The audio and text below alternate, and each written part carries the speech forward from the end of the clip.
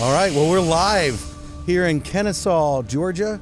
I'm here with John Faress of CW Matthews. Thank you for stepping up to the line with us here today, John. I really appreciate it. Thank you, Josh. Glad to be here. Thanks for having me. We've been walking around here for a little, just kind of getting to know each other a little bit and looking at your brand new plant here in Kennesaw, Georgia for CW Matthews. This is asphalt plant, correct? That's correct. So I'm just curious, for those who are listening here, can you just tell us a little bit about what's behind us here? Well, we have a lot of different things here. It's like a big kitchen where we're baking our cake, and our cake is asphalt, and we have a lot of things going on right now. But we have virgin aggregate and recycled asphalt and liquid asphalt, all coming together with a little bit of heat and some other admixtures to create asphalt that we sell and also use internally, and to help pave the roads here in Kennesaw and North Georgia and throughout the state of Georgia. It's pretty awesome. I have to say, it's like everything's still shiny. It even has that new asphalt plant smell to it. It's a little different than the new car smell. Yeah, you don't get that on an air freshener. No. You should. Maybe we could market that. Yeah, there you go. CW Matthews air freshener. I can see it now. I'll hang it from the Bronco. That'll work. There you go. So, what's your position here at CW Matthews, John? So I'm vice president of our equipment division, and what that means is I'm responsible for all of our rolling stock equipment, the heavy equipment, as well as all of our vehicles that we have. We have, oddly enough, about the same number of each. We have about 1,100 pieces of mobile equipment and about 1,100 vehicles on the road. Wow. That's a lot of equipment. Well, it is a lot of equipment, and a lot of people ask me, how do you watch over all that? And I'm very fortunate that I've got a great team of individuals that make my job really easy. Yeah. Well, I think people don't really understand how important team is. Having been involved in a business where it was just me and it grew to other people, I had to learn the hard way very quickly that I used to think, I'm just going to grow the business and it's going to get bigger and it's not going to be a problem. And it's like at every step of the way, I had to learn how to operate a whole new business. And then I had to learn, I need a team of people that I can trust, because I can't do all this myself at all. Not even a little bit. That's right. Matter of fact, the more that my position and role has changed over time, the less I actually do, and the more that I count on people who are way smarter than me. That at that point, you're successful. Well, then I'm not there yet. So tell us a little bit about your origins. Were you always in this industry and business? And for those who are listening, tell us a little bit about what CW Matthews does before we get into that, where you come from, just so that they understand the industry that we're talking about, because it's not just asphalt. No, so CW Matthews is a heavy civil contractor. We build roads, we build bridges, we build runways. We have been in business 80 years this year. We're a family-owned company. We have the fourth generation of the family involved in the business now. We do business throughout the state of Georgia and Florida, and every once in a while we do a little bit of business in the surrounding states. So our slogan is getting the Southeast home, and that's the way we look at it. We're the job that we do each day out there, building roads, paving roads, we're allowing the Southeast to get home. Come on. We have right at 1,900 employees. Okay. And we've grown significantly over the past 10 years. Our primary business is asphalt, the production and manufacture of asphalt. We have 29 asphalt plants and growing. We're always looking to grow that 29? 29 asphalt plants. Oh, my word. Yep. Wow. So it takes a lot, and a lot of people take asphalt for granted until you get out there on the road and you're on a road that is in need of asphalt, in need of repaving. Then people think about it. So we're fortunate here in Georgia. We've got a good highway program, and the roads, we get to participate in that, and we have a very good highway and road network here in the state of Georgia. I understand the importance of asphalt a little bit more than most, because I come from the state of Pennsylvania, where we have more roads than any other state of the union, and probably has to do with us being the Keystone State. They were putting roads in all the time, and they can't even keep up with paving them. So I know what it is to drive on a road that does not have your product on it. Yeah, so that I like that slogan. I like what you guys are doing. John, tell us, how did you end up in the role that you are today? And take us back to the beginning, like when you were trying to figure out, like, did you graduate high school and be like, this is what I'm going to do for the rest of my life? Or what was your plan? Not at all. I thought when I was in high school, I thought I wanted to go into the Air Force and be a pilot, and attended Georgia Tech. I didn't graduate there. They asked me to leave after a couple of years, and I ended up getting a degree in finance.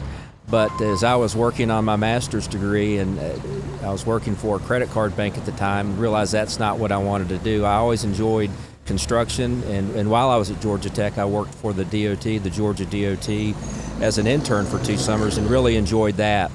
And one day I saw an ad in the paper for a sales trainee at a local heavy equipment dealer, and I said, this sounds like this could be a fun gig. And I sent my resume in. Back in the day when you looked for job opportunities in the newspaper, and sent my resume in, and I was lucky, fortunate, and had an interview, and went to work for the cat dealer here in Georgia. Worked for them for 16 years, and that's I've where heard of Caterpillar. Yeah, small company, but yeah. So that was my beginning in the industry. Okay, so how do you go from being a salesman at Caterpillar to, I mean, it kind of ties in with managing over 1,100 pieces of equipment. How do you make that transition? Well, later in my career, I had the good fortune to have C.W. Matthews as one of my customers, and I really got to know the people and the company fairly, as well as somebody on the outside could. And I told myself, and I told other people, if I wasn't working where I was working at the dealer, that I wanted to go to work for C.W. Matthews, and finally had that opportunity in 2010.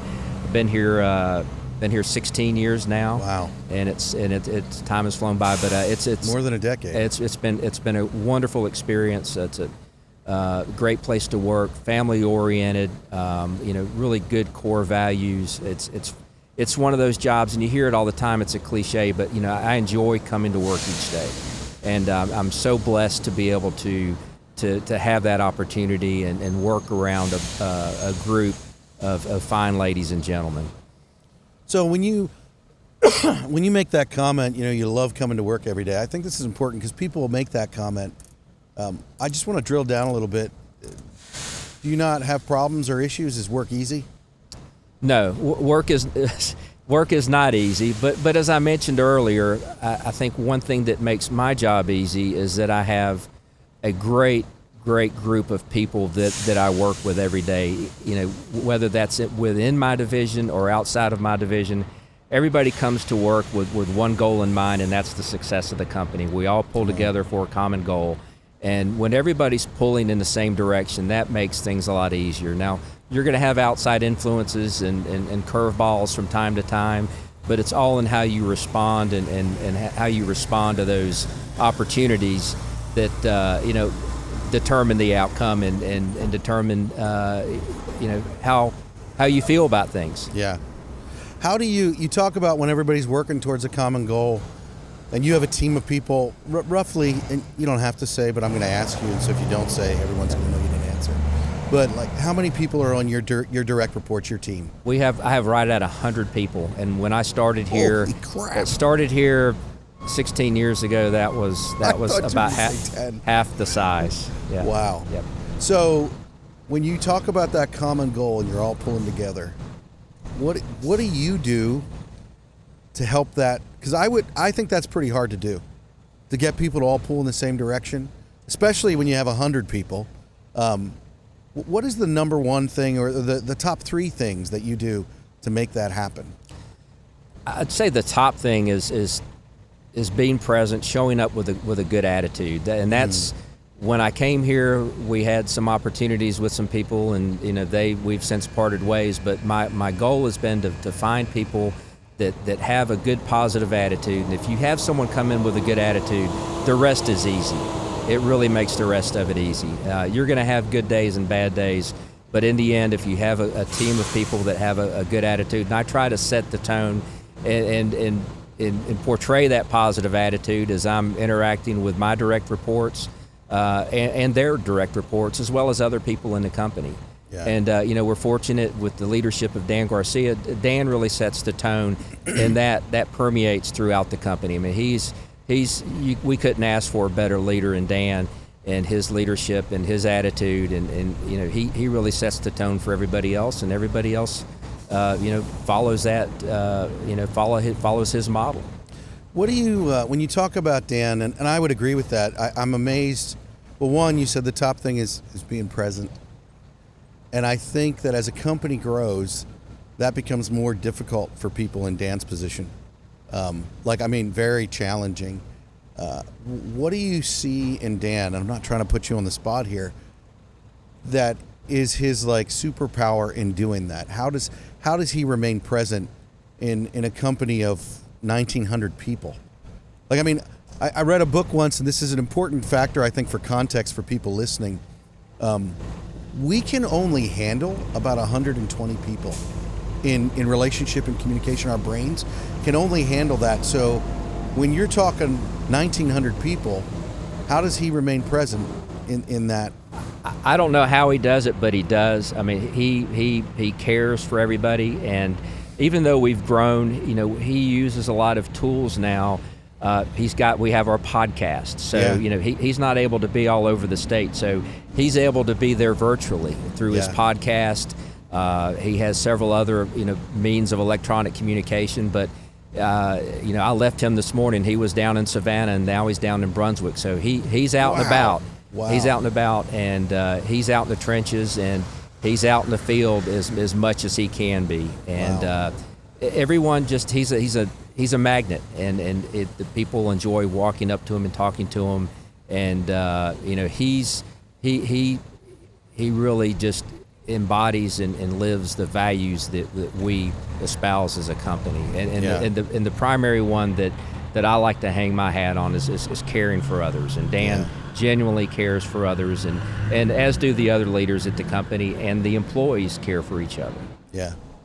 It's interesting. One of the things that I love about doing a podcast that's around an hour, when you sit and talk with someone for an hour, 10 or 15 minutes, people can hide who they are. But the more that you talk and you communicate with someone, it kind of comes out.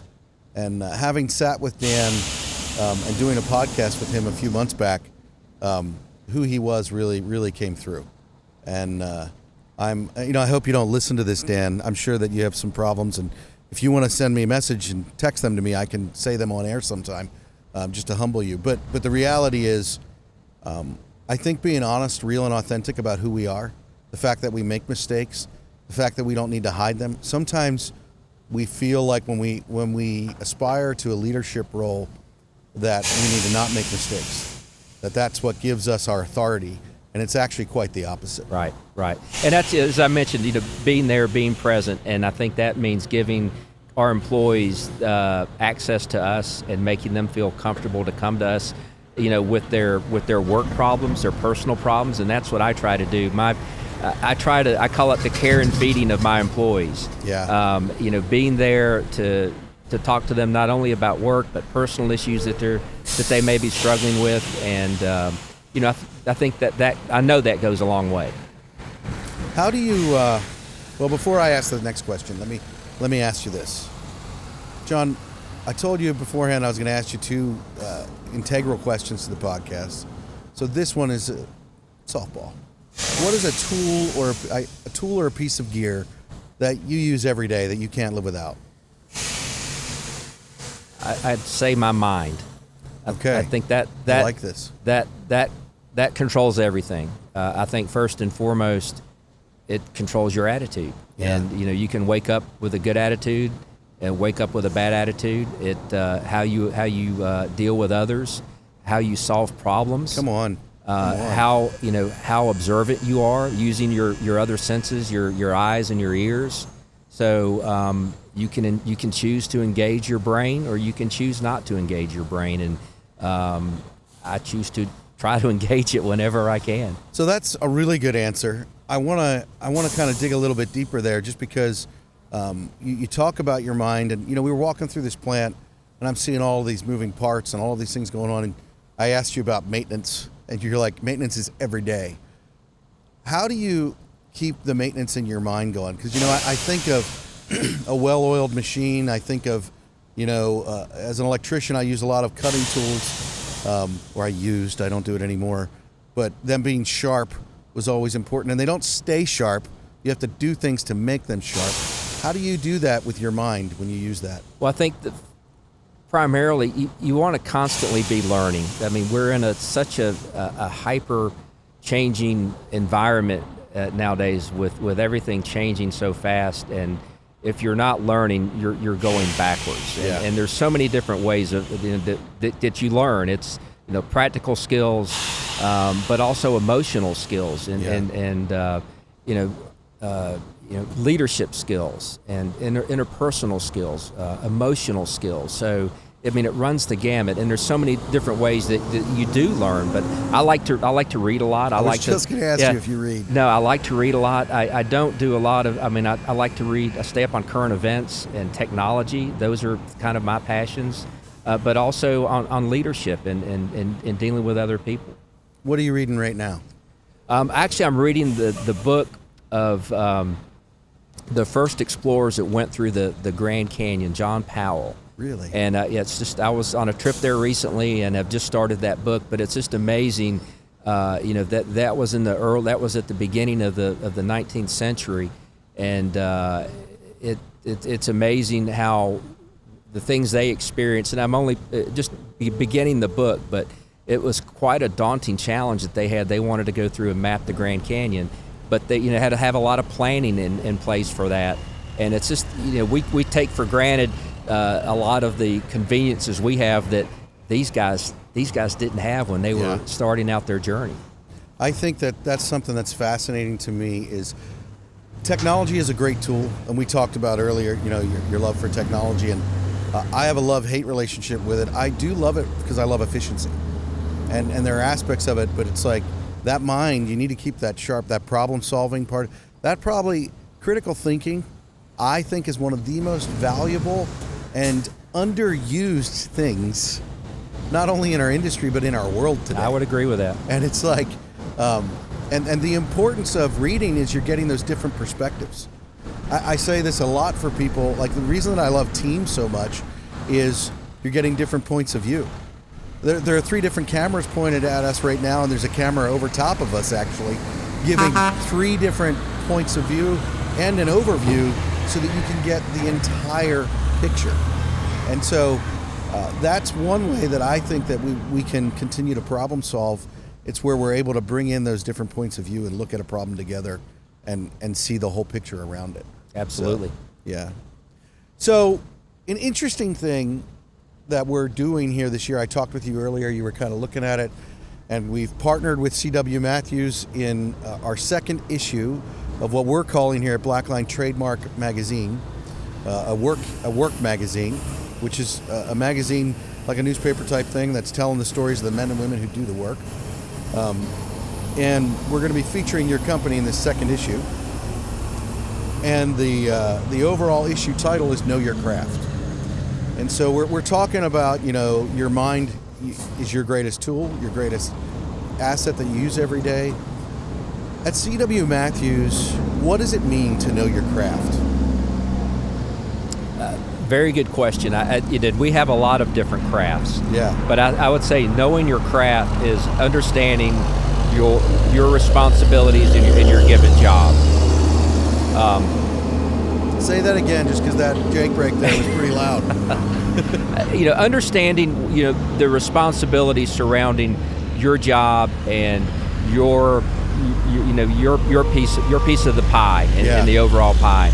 And we have a lot of different areas of the company that feed together to make the whole greater than the sum of the parts. Come on. So having a good attitude, having the willingness to learn, I think that's how you pull all that together. Do you think that in the interest of kind of, staying on the theme of knowing your craft and what you're talking about there, when I was younger, I used to think, well, there's going to come a point where I don't need to keep studying that, or I don't need to keep, we do this thing where we're like, I'm going to arrive. And I do think that we arrive at different places, but if we stop, then we're done. Like I got some really good advice from a guy who works in the mining industry. And he said to me, he goes, I want to slide into the grave. And it's like, so in knowing your craft, how do you maintain that not arriving and yet still achieving? Well, I think first off, you said it, achieving. If you want to continue to achieve, that's not a finish line. That's an ongoing process. Now, some people may have that finish line and say, okay, I've gotten to where I want to go, and that's okay. And we need people like that they're satisfied where they are and they're going to continue to be a contributor. But what we really need are people that don't want that finish line, that want to keep striving and learning and advancing and growing. And people that want to keep pushing, and having a good attitude and being flexible and being willing to raise your hand and say, I'm ready to take on a new challenge. And it's usually very easy to determine who those people are. Sometimes it isn't, and sometimes people have to be nudged along reluctantly to accept new responsibilities. But that's how you continue to move forward. So, in the asphalt industry, we were kind of going through some photos and whatnot of different projects earlier that you guys have had. And one of them was in the dark of night, obviously very late. In the asphalt industry, I think, I don't know if people realize what level of work is involved there. I don't know if they realize. I remember I had a friend up north who worked in the asphalt industry, and he would go to work far before and I worked in construction, far before I got up in the morning, and he wouldn't get home till long after I'd gotten home. So I would say that, and I know that for him it was seasonal. It wasn't always like that. I come from a small town in Pennsylvania, Lancaster, where there's Amish and there's a lot of farms, and we have a phrase, we say, well, you got to make hay when it's time to make hay. Right. So what do you say to that, knowing your craft when it's hard? Like when things are really hard, and we're talking about these things and we're sitting in nice, comfortable chairs, and there's guys over here working, probably looking at us going, what are you guys doing? What do you say to those guys when it's hard and they need to know their craft and achieve? Well, and asphalt certainly is hard, but I would say this, that most things in life are not easy. Most things in life that are worth having are not easy. There it is. And even the hard jobs, those are the jobs where people are given the opportunity to excel and to shine when they're under pressure. The easy jobs don't give you that opportunity so often. So that would be, I guess, my takeaway from it. A hard job versus an easier job. You're going to have the opportunity to show what you're made of in front of other people, and those are the guys that advance within our company. So I'm going to push into this here a little bit because this is good, and I think that you're uncovering some things here. How do you know when it's hard not to give up? How do you know when not to quit? And I'm assuming that you've lived a little bit and you've experienced some hard days. Have you ever experienced those days where you have no idea how to put one foot in front of the other? You're just feeling like, and let me paint a picture here for you. It's not just work. Your personal life is hitting you. Your work is hitting you. I recently was dealing with things at work, and I got a phone call about my mother and her health from the hospital. And I couldn't leave work. I couldn't not do what I was doing, and I had to face that. Have you ever had to face things like that when it's so hard? How do you not give up? How do you put that one foot in front of the other foot? Well, I mean, I think we all face issues and challenges like that every day. And what I always tell myself: tomorrow is always going to be better. Yeah. And when you wake up the next day, you're gonna be able to have a fresh approach, a fresh start, and you face the world again. I mean, it's we all face challenges. Yeah. It's all in how you how you respond to those challenges. And I think when you understand that that's part of life, and no one's singling you out, and those challenges make us stronger. It's all in learning from those challenges. Yeah. So that's kind of how I look at it. Try to look back on the challenges and say, okay, what could I have done differently? Is there something I could have done to prevent this from happening in the first place? And try to learn from it. Yeah. And that's the main thing is learning from our you call them mistakes or challenges or opportunities. It's trying to learn from those and learn how you can be better when you're faced with a similar challenge next time. It's interesting you talk about that. I read a book, because I like to read as well, which is funny because in school I did not. But I read a book and they talked about neuroplasticity and how your brain works, because you talked about your mind. And they basically were comparing your brain to like a hot knife through butter. And this guy was saying, you develop these neural pathways, and you picture like a marble rolling through your brain. It develops this pathway, and your mind wants to continue to go in that pathway. And the importance of being able to get out of that groove. And for me, one of the things that I've learned when I'm in those hard situations, sometimes I don't know how to get out of the groove by myself. And you talked about your team. I feel like, and I wonder if this is something that you see and you've experienced. It's like when you're in those places and you feel like, I think, and I tell my kids this, I have 2 young sons. I have a daughter too, but her and I don't talk as much about this, but it's like, well, you need to work on it and figure it out to the best of your ability before you pick up the phone, but you need to know when you need to pick up the phone. Right. And not, because sometimes we get in this vibe, man, in business I have lost so much money with team members who've gotten into this vibe, and I want to be really clear, it's my fault as a leader that they were in this groove, but they wouldn't make the phone call. They felt like they had to figure it out themselves, and guess what happens? You just continue to lose money, or it blows up. And so when do you think you make that choice to pick up the phone? What's the trigger for that? And this is not an easy question, and just so you know, if you're listening, he had no idea what I was going to ask him until right now. Well, I think a lot of times you realize you're in a kind of a bad position, where you're in that rut when you see how someone else is behaving that maybe is handling something different, and you say, and that's kind of the wake up for me, because we were talking about attitude earlier. Every once in a while, you're going to get in a rut and you're going to have a bad day, and you don't want to have a bad attitude, but sometimes it happens. And usually what gets me out of the rut is when I'm around someone like Dan Garcia or someone else, and you see how they come in and they've got a fresh approach, and their attitude is still good, and that's kind of the wake up call. You say, hey, I need to get out of this. I've got a bad attitude here. Here's a guy who's dealing with similar challenges, and he's able to push through them. I need to figure this out. Yeah, that's good. That's good. I think I once got advice when I was younger. An old timer, I was sharing with you earlier some of the guys that I rode with, and he said to me, he goes, well, if you want to grow, then don't hang out with people that are where you're at. Hang out with people that are where you want to be. And that's that different perspective that you talk about there. And I think that's a huge thing in knowing your craft. Because like you said, craft is a statement of labor and the work that we do. And knowing your craft is, knowing's an action word. It's a learning word. Constantly being like, okay, well, my craft right now is how I'm talking with you. Right. And so, the knowing my craft is knowing that what you have to say is far better than what I have to say. So I need to ask questions that pull out what it is that John believes, what it is that he's about, and what are these values that we can share with those who are listening.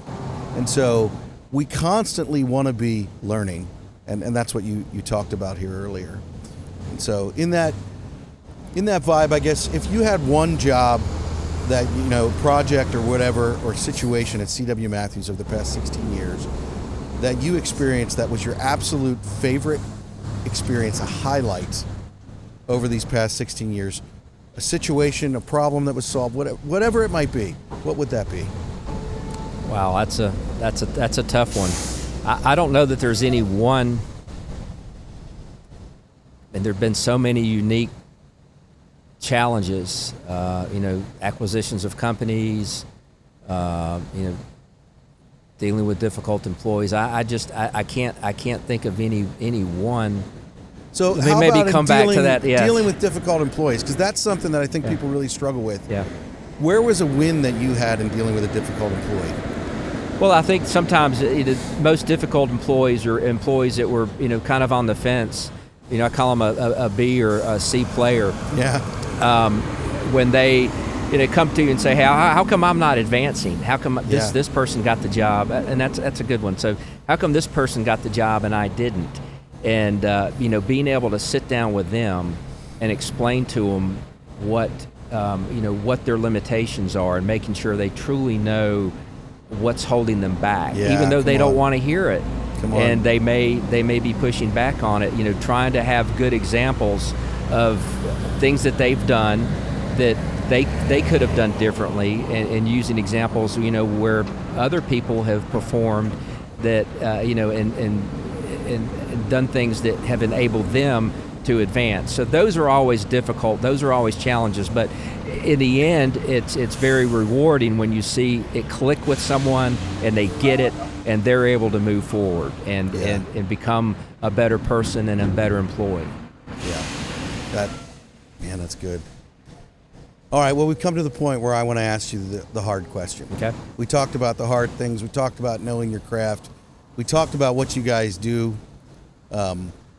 What's a mistake that John has made that you would be willing to share with us that you've learned from over these past years? From being in the industry, working here at C.W. Matthews, what's something that you can share with us? That's actually an easy question for me. So when I was... You're one of those people that as soon as I said it, you knew exactly what you were going to talk about. Yep. So when I was at the working at the equipment dealer, and I was, you're in a role there, and then you get asked to take on a different role. That happened to me several times. Right when you'd get comfortable in a position, your boss would come to you and say, "Hey, I need you to go do this. This is something difficult. I need solved. I have a problem that we need to address." Another opportunity, I'd say okay, and I'd go do it. And that happened several times. After a couple times, you're like, this is getting frustrating. Where am I going? How is this going to end up? This is not. I want to be out selling equipment. I didn't really want to go do this or that. And in the end, it all worked out. So the mistake I made was at the time getting frustrated with that and not seeing the bigger picture. That my boss, my mentor, was grooming me to be a better person and more well-rounded. But at the time, I didn't get it. But I get it now. Yeah. And I wish I would have approached it a little bit differently at the time. And I try to tell that story to people that work with me or people I know when they're going through similar situations. And that's so important in our industry. Because when people come in at the ground level and they get comfortable, and they may they're comfortable in their job, and we see that they've got more talent and more more bandwidth and they can do more, and you go ask them and they may not necessarily be comfortable with that. You've got to let go and be willing to try something different, because at least at C.W. Matthews, that's how you advance. And those who shine when given an opportunity, they're the ones who move up and advance within the company. So I heard you got to be able to let go and see something different. Exactly. And that is how you advance at C.W. Matthews. That's exactly right. Or most places. Most places. Well, I mean, so there it is. If you're listening to this and you happen to be at C.W. Matthews, learn how to let go and be able to advance and learn something new. I mean, and I think that is truly essential. It comes even back to what we were talking about the mind and neuroplasticity. You improve your mind by learning new patterns. Absolutely. And it's like that's what you need to be doing. And honestly, that ends up being for a better life all the way into your 70s and 80s and beyond. That you want to be working that mind, so that way you continue to have that, because you're not going to continue to have the strength. You're not going to continue to have the physical ability. But if you can keep your mind growing and learning, that'll go till your last breath. Right, and absolutely. And there's so many people, I think, that get the opportunity to advance and are given the opportunity. And if they shut that down, more than a couple times, your career could be over. Yeah. Or it's the opposite. That's the beginning of your career, and you understand, and hey, this isn't so bad. I'm learning a little bit more. I'm making a little bit more money. I'm happier, and don't be afraid to take advantage of those opportunities, even though they may seem a little daunting at the time. So, I think that you are 100% right about that. You need to be taking advantage of those opportunities and keeping your head up to be able to be aware of them too. How much would you have liked to have heard this story that you just told however many years ago when you were in that position? Because you said you didn't get it then, but right. then you got it later. Right. Right. That's the reality of it. And I think we don't understand when we only look at things from that certain viewpoint. Our reality is different than what reality actually is. Right.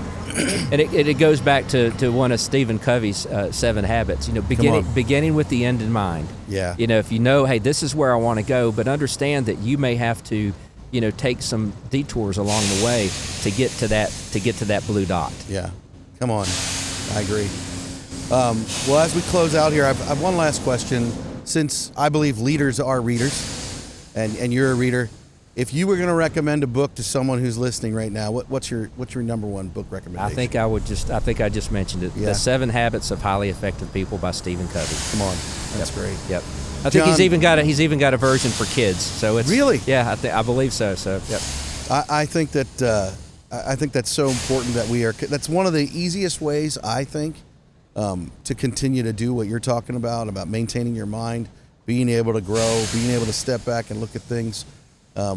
Sometimes it's hard to hear from certain people in certain ways, and I've found reading things in books, sometimes I'm like, oh, this guy's been saying that, but it looks different when I read it from Stephen Covey than I do from his lips. Right. And which it doesn't change the truth. Exactly. Which one of the biggest things that I've learned over time is, okay, I need to step back and forget who said it and how they said it to me, because I like people to say things like gently and kind and the way I want to receive it, and I very rarely get it that way. And so I've had to learn to be like, okay, well, they were really unkind in the way they said that, but is there any truth in what they said? Take the emotion out of it. Yep, take the emotion out of it. So, John, thank you for stepping up to the line. Thank you for inviting us here to your new plant. It's beautiful. It smells beautiful. It's great. Yeah. Josh, thank you. Thank you so much, and it's been a pleasure.